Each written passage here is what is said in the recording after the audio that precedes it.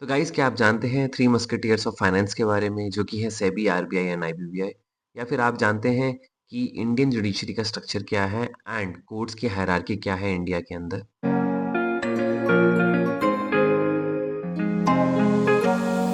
Hi guys, welcome back to my channel. And आज हम cover करने वाले हैं part 4 of chapter 1 Indian regulatory framework.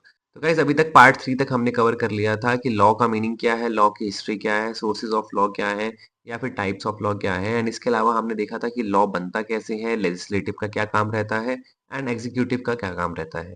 तो गाइस अगर आपने ये सब चीज़ें नहीं पढ़ी हैं तो मैंने आई बटन में प्लेलिस्ट का लिंक मेंशन कर दिया है, आप वहाँ जाइए एंड ये सारे पार्ट्स को कवर कीजिए एंड उसके बाद वापस से इस वीडियो को कंटिन्यू कीजिए। तो आज की वीडियो को स्टार्ट करने से पहले मैं आपको बता देता हूँ कि आज हम क्या-क्या कवर करने वाले हैं। तो सबसे पहले हम कवर करेंगे SEBI, then RBI, then IBBI, then उसके बाद हम देखेंगे कि इंडियन जुडिशियल सिस्टम का स्ट्रक्चर क्या है। देन उसके अंदर हम कवर करेंगे supreme court, high court, district court and metropolitan court. Then उसके बाद हम देखेंगे कुछ इंपॉर्टेंट क्वेश्चंस। देन उसके बाद मैं दूंगा एक गाइडिंग नोट जो आपको हेल्प करेगा अपनी प्रिपरेशन के अंदर। एंड उसके अलावा हम आज देखेंगे कि इंपॉर्टेंट आर्टिकल्स या फिर जो इंपॉर्टेंट प्रोविजंस होते हैं उनको कैसे याद किया जाए या फिर उनको याद करने का सही तरीका क्या है। तो गाइस स्टार्ट करते हैं आज के पहले टॉपिक से जो कि है SEBI, securities and exchange board of India. तो सेबी है उसको रेगुलेटर बोला जाता है सिक्योरिटीज एंड कमोडिटी मार्केट का।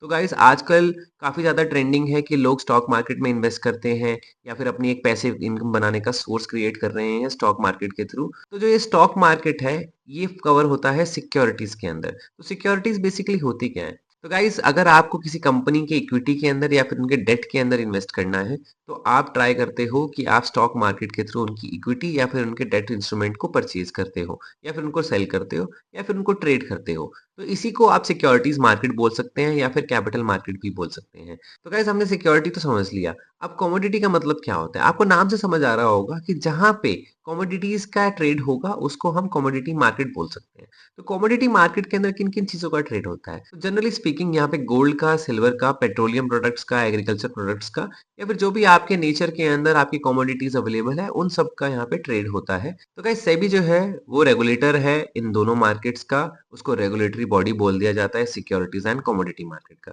इसके अलावा सेबी जो है वो फॉल करता है मिनिस्ट्री ऑफ फाइनेंस के डोमेन के अंदर। Ministry of finance he control करती है सेबी को या फिर बोल दिया जाता है कि मिनिस्ट्री ऑफ फाइनेंस ही ओनर है सेबी की। उसके अलावा हम ये देखेंगे कि SEBI as a executive body 12 April 1988 में एस्टैब्लिश हो गया था। तो इस डेट से सेबी के पास में राइट आ गए थे कि अगर कोई रूल्स एंड रेगुलेशन बन गए हैं उनको एग्जीक्यूट करने का काम किसका है? सेबी का। कौन से डोमेन के अंदर? सिक्योरिटीज एंड कमोडिटी मार्केट के डोमेन के अंदर। बट सेबी को स्टैट्यूटरी पावर्स मिली थी 30 जनवरी 1992 के अंदर जब सेबी एक्ट पास हुआ था, securities and exchange board of India act पास हुआ था। तो इस एक्ट के पास होने के बाद में सेबी के पास में रूल्स एंड रेगुलेशंस बनाने की भी पावर आ गई थी। एंड नाउ सेबी जो है वो रूल्स एंड रेगुलेशंस भी बना सकता है एंड उनको एग्जीक्यूट भी कर सकता है। बिकॉज सेबी क्या है वो एक रेगुलेटरी बॉडी है इसकी सिक्योरिटीज एंड कमोडिटी मार्केट की। एंड गाइस इसके बाद हम कवर करने वाले हैं हमारा नेक्स्ट टॉपिक जो कि है RBI, reserve bank of India. तो आरबीआई का एक जनरल मीनिंग आपको सबको पता होगा कि आरबीआई काम क्या करता है। तो आरबीआई के जो फंक्शंस हैं उनको याद करने के लिए हमने एक मेमोरी टेक्निक बनाई है जो कि है इंडिया के क्रिकेट मैचेस बीसीसीआई करवाता है। तो इंडियन क्रिकेट टीम के जो मैचेस होते हैं वो बीसीसीआई कंडक्ट करवाता है इंडिया के अंदर। तो इसके रिगार्डिंग हमारे जो मेन पॉइंटर्स हैं उनको हमने कवर करा है INDM एंड BCCI के थ्रू। तो आई से हम कवर करने वाले हैं इंडियन बैंकिंग सिस्टम जिसका रेगुलेटर कौन है? आरबीआई। तो इंडियन बैंकिंग सिस्टम मतलब कि इंडिया के अंदर जितने भी बैंक हैं उनको रेगुलेट करने का काम किसका है? आरबीआई का है। देन उसके बाद हम देखेंगे एन से, national payments corporation of India, NPCI. तो एनपीसीआई का शायद आपने नाम सुना होगा या फिर आपने शायद कहीं पे इसको पढ़ा हुआ देखा होगा क्योंकि जो भी यूपीआई के थ्रू पेमेंट्स होती हैं वो एनपीसीआई के थ्रू गवर्न होती है। एनपीसीआई उनको रेगुलेट करता है। तो एनपीसीआई जो है वो फंक्शन करता है अपना आरबीआई के अंडर ही।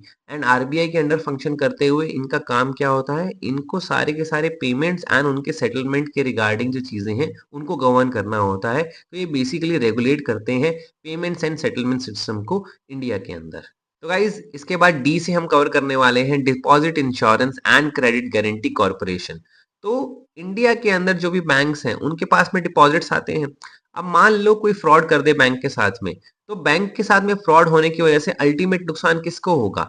जो उनके ग्राहक है, मतलब कि आम जनता जिन्होंने वहां पे पैसा जमा करवाया हुआ है, तो नुकसान तो अल्टीमेटली इनको होगा। तो इनको नुकसान ना हो, तो इस वजह से ये जो पर्टिकुलर अथॉरिटी है, ये एक इंश्योरेंस प्रोवाइड करती है ऑन डिपॉजिट्स, जो कि वो मिलता है बैंक को। अगर बैंक के साथ कोई फ्रॉड हो जाए या फिर बैंक की गलती ना होने की वजह से अगर उनका नुकसान हो जाए, जो कि अल्टीमेटली पैसा है आम जनता का, तो उन डिपॉजिट्स के रिगार्डिंग एक इंश्योरेंस दिया जाता है। वो इंश्योरेंस कौन देता है? ये पर्टिकुलर ऑर्गेनाइजेशन देती है। ये फॉल किसके अंदर करती है? आरबीआई के अंदर। सिमिलरली अगर इन बैंक्स को क्रेडिट की रिक्वायरमेंट है, तो ये ऑर्गेनाइजेशन गारंटी प्रोवाइड करती है कि जब जब बैंक्स को रिक्वायरमेंट होगी क्रेडिट की, अगर ये सर्टेन कंडीशंस को फुलफिल कर लेंगे, तो इनको क्रेडिट अवेलेबल हो जाएगा, इनको हाथों हाथ पैसा मिल जाएगा, या फिर इनको एक सर्टेन रिक्वायरमेंट्स पूरी करने के बाद में पैसा मिल जाएगा।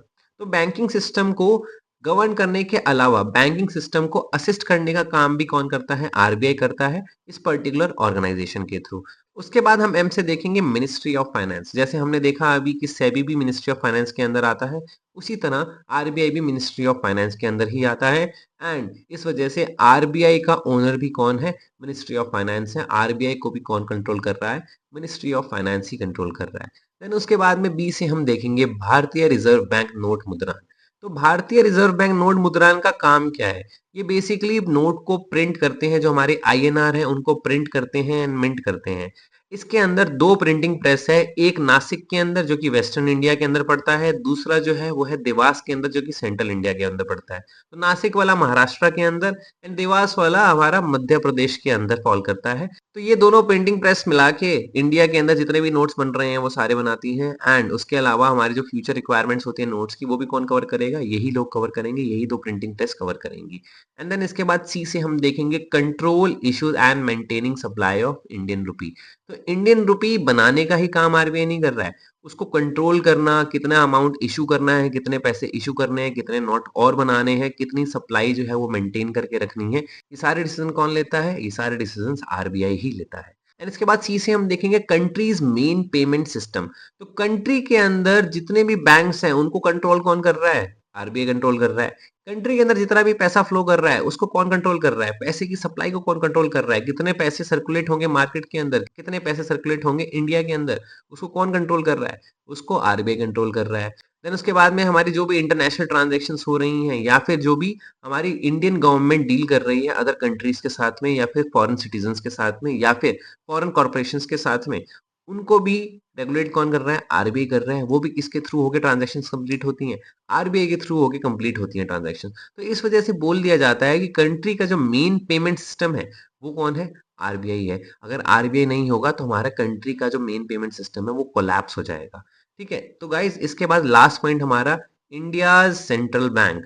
अब ये फंक्शंस जो आपने ऊपर देखे, इसके बाद आपको समझ आ ही गया होगा कि इंडिया का सेंट्रल बैंक क्यों बोला जाता है। क्योंकि बैंकिंग सिस्टम को ये रेगुलेट कर रहा है, नोट प्रिंट कर रहा है, नोट्स की सप्लाई को ये देख रहा है, उसके अलावा बैंक्स को असिस्ट कर रहा है, उसके अलावा हमारी जो ट्रांजैक्शंस है, पेमेंट्स है, उनकी सेटलमेंट्स है, उनको भी रेगुलेट कौन कर रहा है? आरबीआई कर रहा है। इसीलिए इसको इंडिया सेंट्रल बैंक बोल दिया जाता है। अब आपको ये जो ऑर्डर है, ये जो मेमोरी टेक्निक का ऑर्डर है, ये शायद थोड़ा-सा अटपटा लगेगा कि कुछ चीज़ें आपको लगेगा कि पहले पढ़ानी चाहिए थी। हाँ गाइज़, आप अगर अपनी बुक में देखोगे, आप अपने मटेरियल के अंदर देखोगे, तो उसका करेक्ट ऑर्डर वहाँ पे दिया होगा।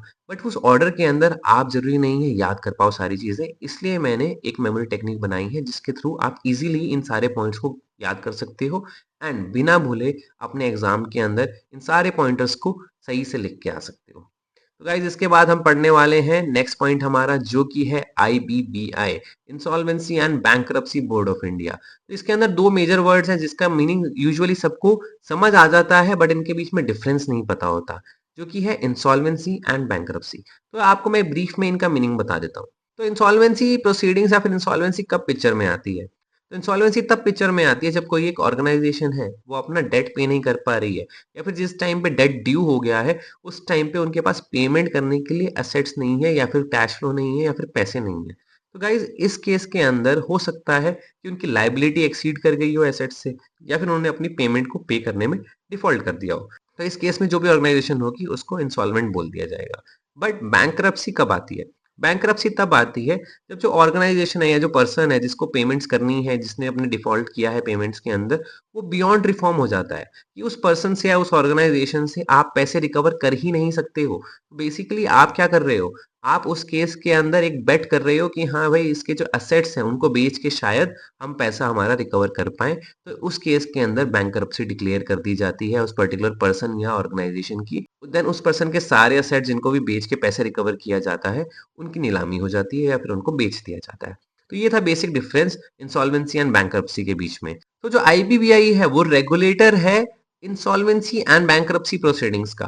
तो इंसॉल्वेंसी एंड बैंकरप्सी प्रोसीडिंग्स को कंडक्ट करवाने के अंदर जितने भी लोग इन्वॉल्व होते हैं, जैसे कि इंसॉल्वेंसी प्रोफेशनल एजेंसीज या फिर इंसॉल्वेंसी प्रोफेशनल या फिर इंफॉर्मेशन यूटिलिटीज, इनको भी रेगुलेट करने का काम कौन करता है? आईबीबीआई ही करता है। तो इंसॉल्वेंसी प्रोफेशनल एजेंसीज वो एजेंसीज होती हैं जो कि इंसॉल्वेंसी प्रोसीडिंग्स को कंडक्ट करवाने में असिस्ट करती हैं। ये अपनी असिस्टेंस प्रोवाइड करती हैं ताकि सारी की सारी चीजें स्मूथली हो जाए, सारे के सारे फंक्शन स्मूथली हो जाए, जो भी प्रोसीडिंग्स चल रही हैं उनकी। उसके बाद आते हैं हमारे इंसॉल्वेंसी प्रोफेशनल्स। तो इंसॉल्वेंसी प्रोफेशनल्स का कुछ रोल होता है, ये बेसिकली लीड करते हैं कमिटी ऑफ क्रेडिटर्स को। इसके बारे में आपको डिटेल में जानने की जरूरत नहीं है। तो आप ये मान के चलिए कि ये वो पार्टीज हैं जो इन्वॉल्व होती हैं इंसॉल्वेंसी एंड बैंक्रप्सी प्रोसीडिंग्स के अंदर एंड उनको कंडक्ट कराने में हेल्प करती हैं। देन उसके बाद आ जाती है हमारे इंफॉर्मेशन यूटिलिटीज। तो इंफॉर्मेशन यूटिलिटीज का मेजर काम ये होता है कि ये बेसिकली सारे के सारा डेटा, सारे के सारे डॉक्यूमेंट, सारे के सारे फॉर्म्स जो भी आप फाइल किए गए हैं किसी एक पर्टिकुलर इंसॉल्वेंसी या फिर बैंक्रप्सी प्रोसीडिंग के रिगार्डिंग, तो उनको ये क्रॉस चेक करते हैं, उनको वेरीफाई करते हैं। तो अगर किसी डॉक्यूमेंट की रिक्वायरमेंट है या फिर कोई इंफॉर्मेशन मिसिंग है, तो उसकी इंफॉर्मेशन आपको इंफॉर्मेशन यूटिलिटीज प्रोवाइड कर देंगी सो दैट आप टाइमली वो चीजें प्रोवाइड कर दो एंड जो आपकी प्रोसीडिंग्स चल रही हैं उसके अंदर कोई रुकावट ना आए। तो आईबीबीआई एस्टैब्लिश हुआ था 1 अक्टूबर 2016 को, बट इसको स्टैट्यूटरी पावर पहले ही मिल गई थी। वो पावर तब मिली थी जब IBC insolvency and bankruptcy code 2016 के अंदर पास हुआ था 5 मई को। तो इंसॉल्वेंसी प्रोसीडिंग्स जो है वो कंडक्ट किसके अंदर होती हैं? वो आईबीसी एक्ट के अंदर होती है एंड आईबीसी एक्ट के अंदर ही जो आपका आईबीबीआई है उसको अपनी स्टैट्यूटरी पावर्स मिली है। तो आईबीबीआई के अंदर जो इंसॉल्वेंसी एंड बैंकरप्सी प्रोसीडिंग्स हैं वो कवर करती हैं individuals, companies, limited liability partnership and partnership firms की इंसॉल्वेंसी एंड बैंकरप्सी प्रोसीडिंग्स को। तो इंसॉल्वेंसी एंड बैंकरप्सी प्रोसीडिंग्स जो थी वो पहले इन सभी ऑर्गेनाइजेशन या फिर इंडिविजुअल्स के लिए डिफरेंट तरीके से होती थी, बट आईबीसी कोड के अंदर क्या किया गया, सारे स्ट्रक्चर को, सारे डिफरेंट लॉज को जो कि अलग अलग एक्ट्स के अंदर प्रेजेंट थे, उनको एक साथ कर दिया गया जो भी रेलेवेंट थे इंसॉल्वेंसी एंड बैंकरप्सी के रिगार्डिंग। तो अब ये एक सिंगल एक्ट बन गया है, सिंगल कोड बन गया है जो कि हेल्प करता है इंसॉल्वेंसी एंड बैंकरप्सी प्रोसीडिंग्स को कंडक्ट करवाने में। एंड इसी वजह से आईबीबीआई के दो मेजर फंक्शंस आते हैं।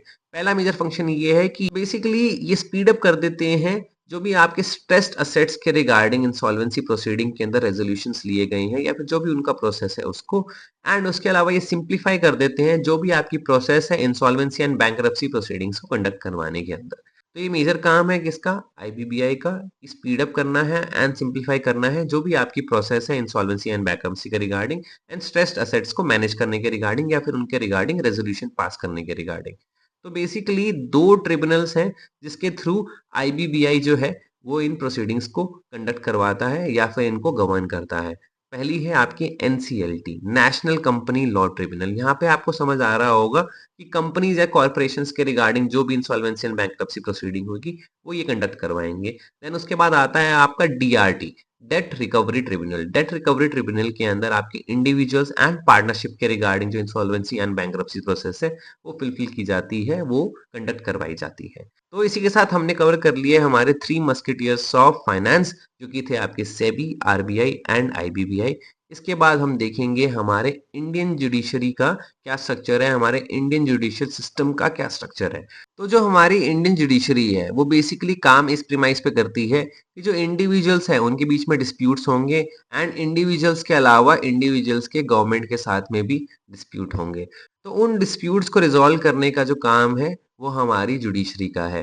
इसके अलावा दो और काम है जो इंडियन जुडिशरी हमारी करती है, क्योंकि जो डिस्प्यूट होंगे उनको रिजॉल्व करने के लिए लोग केस करेंगे, कोर्ट के अंदर जाएंगे एंड जब कोर्ट के अंदर केसेस जाएंगे तो वहां पे लॉ की बात होगी एंड लॉ के इंटरप्रिटेशन का काम किसका है? जुडिशरी का। क्योंकि लॉ जो है वो बहुत सिंपल लैंग्वेज में नहीं लिखा जाता है। जनरली अगर कोई इंसान उसको पढ़े तो मे भी हो सकता है 70-80% उनको समझ आ जाए, बट 100% क्या मीनिंग है उसका वो शायद ना समझ आए एंड सब लोग अपने अपने मीनिंग निकालने बैठ जाएंगे। तो एक स्टैंडर्डाइज तरीका जिसके अंदर आपको समझ आए कि लॉ के मीनिंग को इंटरप्रेट करने का काम जो है वो कौन कंडक्ट कराएगा, वो हमारी जुडिशरी ही कंडक्ट कराएगी। इसके अलावा जो तीसरा मेजर काम जुडिशरी जो हमारी करती है वो ये है कि फेयरनेस प्रमोट करना सिटीजन्स के बीच में। तो वो फेयरनेस डिस्प्यूट रिजोल्यूशन के टाइम पे भी होगा, वो फेयरनेस जो है वो आपकी इंटरप्रिटेशन ऑफ लॉ के टाइम पे भी होगा एंड उसके अलावा जुडिशरी जो है वो कुछ ऐसे इनिशिएटिव्स भी लेती है जिससे फेयरनेस प्रमोट हो सारे सिटीजन्स के बीच में, जो भी इंडिया के अंदर रह रहे हैं उनके बीच में। तो गाइस जो कोर्ट का स्ट्रक्चर है उसके अंदर सबसे ऊपर आते हैं हमारे सुप्रीम कोर्ट, सुप्रीम कोर्ट के बाद आते हैं हाई कोर्ट, हाई कोर्ट के बाद आते हैं district court and district court के एडजेसेंट ही होते हैं हमारे मेट्रोपॉलिटन कोर्ट्स, इनके बारे में हम बाद में पढ़ेंगे। तो सबसे पहले हम ये देखते हैं कि ये जो हायरार्की है ये सेट किस तरीके से की गई है। तो हमारा जो आर्टिकल 141 है उसके अंदर ये बोला गया है कि अगर सुप्रीम कोर्ट ने कोई डिसीजन दे दिया तो वो बाइंडिंग होगा ऑल हाई कोर्ट्स के ऊपर एंड वो फाइनल वर्ड माना जाएगा जो भी डिस्प्यूट है, जो भी मैटर है उसके ऊपर।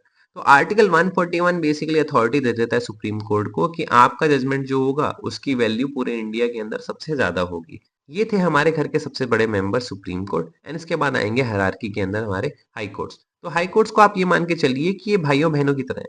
ये जो भाई बहन होते हैं वो आपस में मिलजुल के रहते हैं, आपस में लड़ाई भी करते हैं, जरूरी नहीं है वो एक दूसरे की सारी बात माने। बट बहुत बार ऐसा होता है कि हाँ, आपके भाई और बहन ने कुछ ऐसा बोल दिया जिसकी वजह से आप शायद इन्फ्लुएंस हो जाओ। तो उस इन्फ्लुएंस करने की पावर को क्या बोलते हैं हम? Persuasive power. तो परसुएसिव पावर होती है एक कोर्ट को दूसरे कोर्ट को परसुएट करने की। तो बेसिकली अगर मान लो कि अगर दिल्ली हाई कोर्ट का कोई जजमेंट है, अगर उसको हमने राजस्थान हाई कोर्ट के अंदर अप्लाई करना है, तो दिल्ली हाई कोर्ट का जो जजमेंट है वो बाइंडिंग नहीं है राजस्थान हाई कोर्ट पे। बट अगर राजस्थान हाई कोर्ट को वो चीज समझ आ रही है कि दिल्ली हाई कोर्ट के अंदर ने क्या बात की गई है, वो चीज उनको समझ आ रही है, तो वो उससे परसुएड होके एक सिमिलर जजमेंट पास कर सकते हैं अगर उनको लग रहा है कि उनकी जो जजमेंट की रीजनिंग थी वो अप्लाई हो सकती है इस पर्टिकुलर केस में भी एंड उस अकॉर्डिंग वो जजमेंट पास कर देंगे। इसको बोल दिया जाता है परसुएसिव वैल्यू। तो बाइंडिंग कौन सा जजमेंट है हाई कोर्ट के ऊपर? सुप्रीम कोर्ट का judgement. But other high courts की जो जजमेंट है उनकी परसुएसिव वैल्यू है। इसके बाद हायरार्की के अंदर आ जाते हैं हमारे district courts and metropolitan courts, जिनको हम डिस्कस करेंगे पहले high court and supreme court को डिटेल में डिस्कस करने के बाद में। तो हायरार्की से स्टार्ट करते हुए सबसे पहले हम देखेंगे सुप्रीम कोर्ट। तो जैसा कि मैंने बताया कि सुप्रीम कोर्ट के जजमेंट है वो बाइंडिंग है on all courts in India, तो इस वजह से बोल दिया जाता है कि सुप्रीम कोर्ट जो है वो एपेक्स बॉडी है जुडिशरी की। एपेक्स मतलब जो सबसे सुप्रीम बॉडी है जुडिशरी की, वो कौन है? Supreme court. तो सुप्रीम कोर्ट एस्टैब्लिश हुआ था 26 जनवरी 1950 में। तो 1950 26 जनवरी को हम रिपब्लिक डे के नाम से भी जानते हैं। इस दिन हमारा जो कॉन्स्टिट्यूशन है वो इफेक्टिव हो गया था एंड जो कॉन्स्टिट्यूशन है वो इफेक्टिव हुआ था, इसलिए इसको रिपब्लिक डे बोल दिया जाता है, क्योंकि उस डे के बाद से इंडिया जो था वो रिपब्लिक ऑफ इंडिया बन गया था।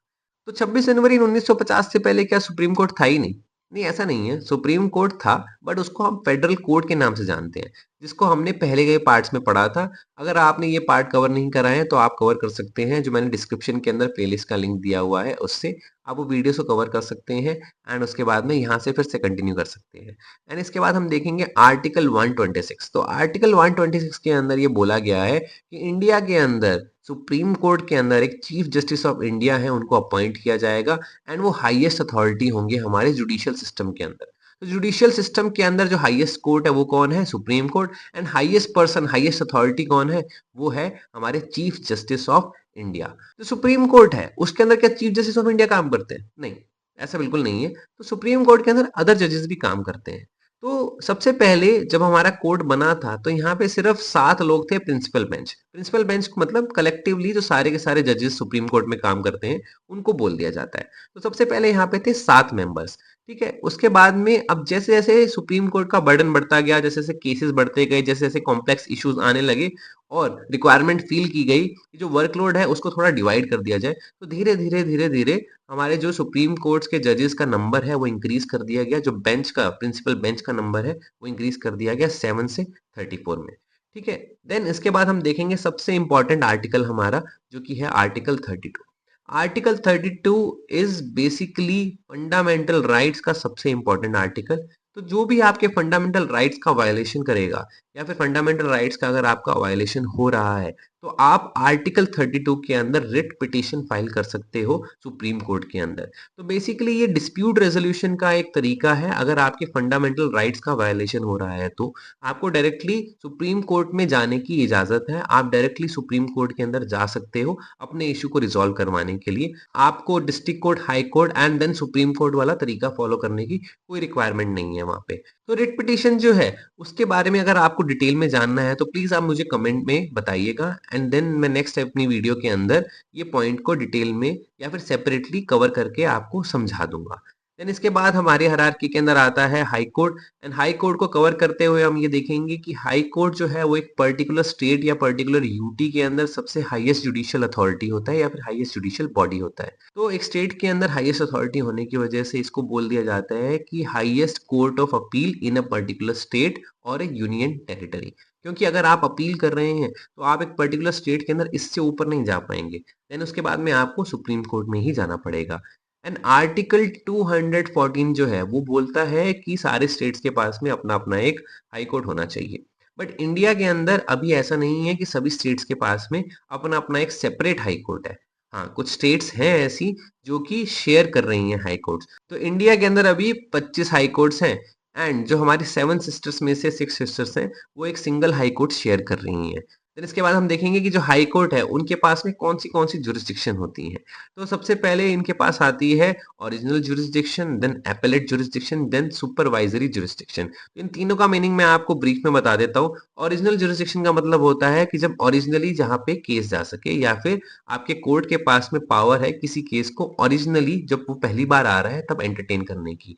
एपेलेट जुरिस्डिक्शन आपको नाम से समझ आ रहा होगा कि जब अपील की जाए, डिस्ट्रिक्ट कोर्ट से जब हाई कोर्ट में अपील की जाएगी तब हाई कोर्ट के पास में अथॉरिटी है कि वो उन केसेस को एंटरटेन कर सकती हैं। देन उसके बाद आती है आपकी सुपरवाइजरी जुरिस्डिक्शन। सुपरवाइजरी जुरिस्डिक्शन का काम ये है कि वो ये देखेंगे कि हमारे रीजन के अंदर या फिर हमारी जो स्टेट है उसके अंदर जितने भी डिस्ट्रिक्ट कोर्ट्स हैं क्या वो सही से काम कर रहे हैं, क्या वो अपने नॉर्म्स को सही से फॉलो कर रहे हैं, क्या फेयरनेस प्रमोट हो रही है। तो इन सारी चीजों को सुपरवाइज करना है, वो कौन करेगा? वो हाई कोर्ट करेगा अपनी सुपरवाइजरी जुरिस्डिक्शन के थ्रू। देन उसके बाद आता है आपका आर्टिकल 227 जो कि लिमिट कर देता है सुपरवाइजरी पावर को हाई कोर्ट की। तो हाई कोर्ट की सुपरवाइजरी पावर की भी एक लिमिट है, ये अनलिमिटेड पावर नहीं है, ये कुछ भी नहीं करवा सकते डिस्ट्रिक्ट कोर्ट से। जो भी इनकी अथॉरिटी दी गई है उसके विद इन रह के ही ये काम कर सकती है। देन उसके बाद आता है आपका आर्टिकल 226 जो कि सिमिलर है हमारे आर्टिकल 32 से। तो आर्टिकल 32 के अंदर आप सुप्रीम कोर्ट में जाते हो, रिट पिटिशन फाइल करते हो अगर आपके फंडामेंटल राइट्स का वायलेशन होता है तो। बट आर्टिकल 226 के अंदर आप डायरेक्टली एक हाई कोर्ट के अंदर जा सकते हो अगर आपका फंडामेंटल राइट्स का वायलेशन हो रहा है। यहाँ पे भी आप रिट पिटिशन ही फाइल करते हो। तो गाइज यहाँ पे आप डायरेक्टली जा सकते हो हाई कोर्ट के अंदर। अगर आपको डिस्ट्रिक्ट कोर्ट में नहीं जाना है तो आप डायरेक्टली जाके हाई कोर्ट के अंदर अपने फंडामेंटल राइट्स के वायलेशन का केस फाइल कर सकते हो। देन उसके बाद में हमारा जो लास्ट पॉइंट है वो हाई कोर्ट वाले सेक्शन में जो दिया गया है हमारे मटेरियल के अंदर वो ये है कि जो हमारा कलकत्ता हाई कोर्ट है वो सबसे पुराना हाई कोर्ट है। ये कब एस्टैब्लिश हुआ था? ये एस्टैब्लिश हुआ था 2 जुलाई 1862 के अंदर, ब्रिटिशर्स के टाइम पे ये एस्टैब्लिश हुआ था।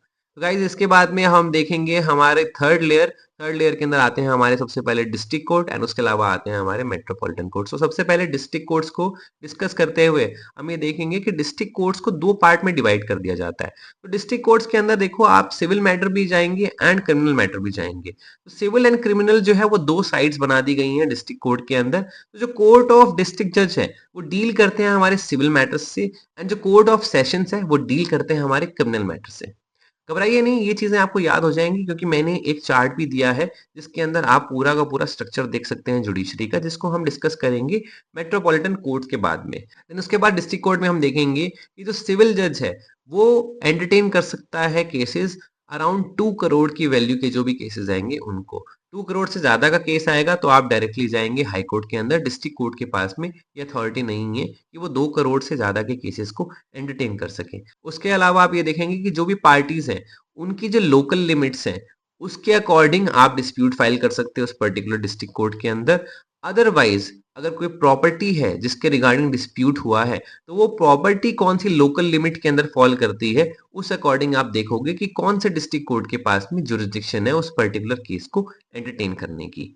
इसके बाद में हम देखेंगे हमारे मेट्रोपॉलिटन कोर्ट्स। तो मेट्रोपॉलिटन कोर्ट्स जो है वो एस्टैब्लिश होते हैं हाई कोर्ट की अथॉरिटी के बाद में, हाई कोर्ट से कंफर्मेशन लेना पड़ता है और ये एस्टैब्लिश हो सकते हैं सिर्फ उन्हीं एरियाज के अंदर जहाँ पे पॉपुलेशन जो है वो 10 लाख या 10 लाख से ज्यादा की है। तो मेट्रोपॉलिटन सिटीज के अंदर ही मेट्रोपॉलिटन कोर्ट्स बन सकते हैं, बट उसके लिए भी वो पर्टिकुलर हाई कोर्ट जिसके अंदर वो एरिया फॉल कर रहा है, जिसके अंदर वो रीजन फॉल कर रहा है, या तो उनका अप्रूवल या फिर उनके साथ में आप कंसल्ट करके ये कोर्ट्स बना सकते हो। तो मेट्रोपॉलिटन कोर्ट्स जो है उसके अंदर जो जजेस हैं, उनके कोर्ट्स हैं, उनके नाम थोड़े से डिफरेंट हो जाते हैं, बट अथॉरिटी का लेवल ऑलमोस्ट सिमिलर ही रहता है। तो चीफ मेट्रोपॉलिटन मजिस्ट्रेट जो है उसकी पावर जो होती है वो सिमिलर होती है किसके, चीफ जुडिशियल मजिस्ट्रेट के। एंड जो मेट्रोपॉलिटन मजिस्ट्रेट है उसकी पावर जो है वो सिमिलर होती है court of magistrate of first class के। तो ये सब नाम आपको बहुत ऐसे टिपिकल लग रहे होंगे, आपको याद करने में हो सकता है एक दिक्कत आए, तो इसीलिए मैंने एक चार्ट मेंशन किया है। ये बता रहा है आपको hierarchy of courts in India. तो सबसे पहले आप देखिए ऊपर सुप्रीम कोर्ट आ रहा है, देन आपका हाई कोर्ट आ रहा है, देन हाई कोर्ट के बाद में दो ब्रांचेस निकल रही हैं जिसमें एक साइड मेट्रोपॉलिटन कोर्ट्स आ रहे हैं एंड दूसरी side district and session court आ रहे हैं।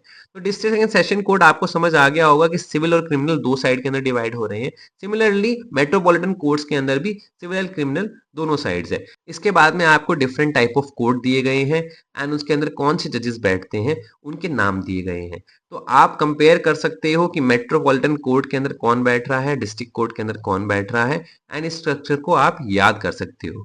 बट गाइज ये जो स्ट्रक्चर है ये पूरा का पूरा आपके एग्जाम में नहीं आएगा, तो इसीलिए सिर्फ समझने के लिए मैंने आपको ये चार्ट दिया है। आपको ये पूरा चार्ट याद करना या फिर आपको ये पूरा चार्ट रटने की बिल्कुल रिक्वायरमेंट नहीं है। आप सिर्फ इस चार्ट को समझिए और जो पहले हमने कंटेंट पढ़ा है उसके साथ रिलेट करके इसको देखिए। तो गाइज इसके बाद हम देखेंगे हमारा आज का क्वेश्चन जो कि है कि courts get territorial limits based on, किस चीज के ऊपर बेस्ड होती है हमारी territorial limits. First, the local limits within which the party resides. Second, the local limits within which the property under dispute is located. And या तो A या फिर B या फिर D ऑप्शन जो हमारा है वो है none of the above। तो इसका करेक्ट आंसर है सी, ईदर ए और बी। तो अगर पार्टीज के बेसिस पे आप देख रहे हो तो वो कहाँ रिसाइड कर रहे हैं उसके बेसिस पे आप लोकल लिमिट्स पहचान सकते हो।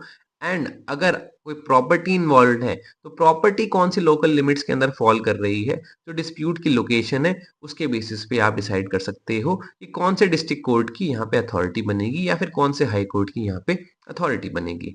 तो गाइज इसके बाद हम देखेंगे आज का ज्ञान। तो आज के ज्ञान में हम समझेंगे कि क्या सही तरीका है डेट्स को एंड प्रोविजंस को याद करने का।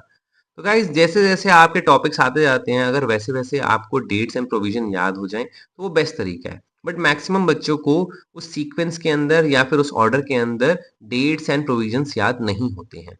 तो डेट्स को याद करने का सबसे बेस्ट तरीका है कि आप उनको एक पेज पे या फिर एक सेपरेट फाइल के अंदर क्रोनोलॉजिकल ऑर्डर के अंदर लिख लो, सो दैट आपको लाइन से याद रहे कि पहले कौन सा इवेंट हुआ है फिर कौन सा इवेंट हुआ है। देन उसके अकॉर्डिंग आप अपने टॉपिक्स के साथ में उसको अरेंज करके पढ़ सकते हो। सेकंड जो है वो है आपका प्रोविजन या आर्टिकल्स को याद करने का तरीका।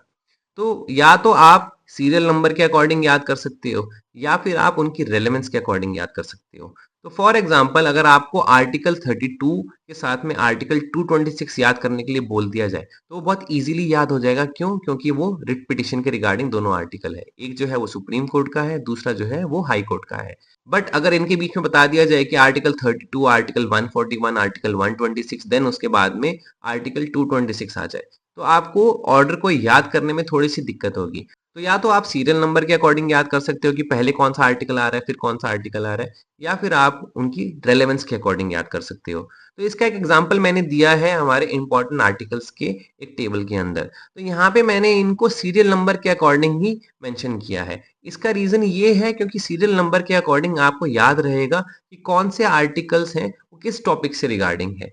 क्यों? क्योंकि आप देख सकते हैं कि आर्टिकल 32, 126 एंड 100 जो 41 आर्टिकल है ये तीनों किसके रिगार्डिंग है, ये सुप्रीम कोर्ट के रिगार्डिंग है।